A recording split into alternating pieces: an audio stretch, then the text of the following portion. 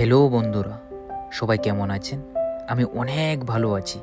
আজকে আমি চলে এসেছি মাহবুল্লার এক দারুণ জায়গায়। ছোট ছোট রুম, অনেক সাজানো, দেখে মনে হয় পাখির বাসা। আর এখানে কি করে জানেন? বলছি, একটু পরেই বলছি। দেখুন এই রুমটা দেখুন, কার্পেট একদম ক্লিন, পাশে ফুলের টব, টেবিল সাজানো, মনে কেউ খুব যত্ন করে বানিয়েছে। আর এখানে বসে কুয়েতে লোকেরা খাওয়া দাওয়া করে, সিনেমা দেখে এবং গল্প করে সময় কাটায়।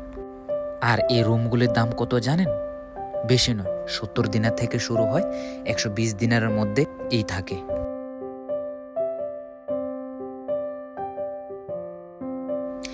এর বারান্দাটাও বেশ সুন্দর, হালকা বাতাস।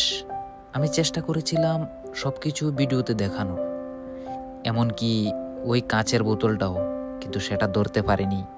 পরের বার চেষ্টা করব আপনাদের কাঁচের বোতলটাও দেখানোর।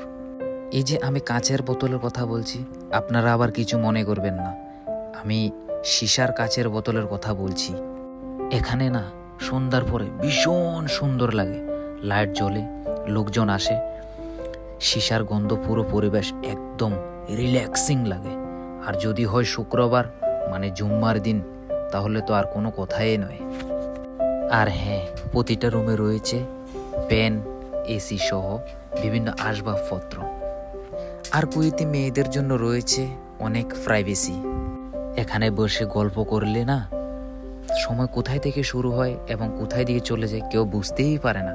সময়ের পর সময় তারা এক জায়গায় বসে থাকে। আর যারা একা থাকতে বিশেষ পছন্দ করে, মানে ব্যাচেলার, তাদের জন্য এমন জায়গা তো অনেক স্বস্তিদায়ক।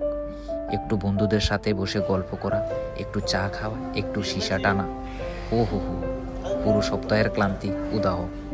আর একটি মজার বিষয় কি জানেন? এখানে বন্ধুত্বটা শুরু হয় একটু আলাদাভাবে। আমরা যারা বন্ধুত্ব শুরু করি কোলাকুলি দিয়ে বা হ্যান্ডশেক দিয়ে, কিন্তু তারা বন্ধুত্বটা শুরুই করে চুমু দিয়ে। প্রিয় বন্ধুরা, আমি গত সপ্তাহে ভিডিও দিতে পারিনি, তার জন্য আপনাদের কাছে আমি ক্ষমা চাইছি। ভিডিওটি কেমন লাগছে একটু জানাবেন। আর এই ভিডিওটি আপনাদের ভালো লাগলে লাইক, কমেন্ট, শেয়ার আর সাবস্ক্রাইব করে দেবেন প্লিজ।